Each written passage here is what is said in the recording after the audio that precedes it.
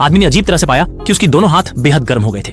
Tap खोलकर ठंडे पानी से लगातार धोते रहे, पर हाथों का तापमान कम नहीं हुआ और जल्द ही गर्म हाथों ने पानी को भाप में बदल दिया। अचानक पीछे से मोटरसाइकिल की गड़गड़ाहट सुनी। वह जिज्ञासा से बाहर देखने गया और वाकई में एक शानदार मोटरसाइकिल देखी। आदमी खुद पर काबू नहीं रख पाया और मोटरसाइकिल पर बैठ गया। वो मोटरसाइकिल बेकाबू होकर दिव्य शक्ति से भर गई और पागलपन से सड़कों पर इधर उधर भटकने लगी, इतनी तेजी से कि आप कल्पना भी नहीं कर सकते। जहां उसने यात्रा की वहां एक आग की लकीर छोड़ दी। हाईवे पर तैनात ट्रैफिक पुलिस ने यह देखने से पहले कि वह क्या चीज है, शक्तिशाली हवा से उछालकर बाहर फेंक दिया गया। मोटरसाइकिल आदमी को एक गोदाम में ले गई, फिर उसे जमीन पर फेंक दिया और उसके बाद उसके शरीर की हर इंच त्वचा में आग लग गई। उसके कदमों के पीछे हर कदम पर आग की लपटें रह गईं। अंत में उसने पहली बार एविल राइडर के रूप में रूपांतरण पूरा किया।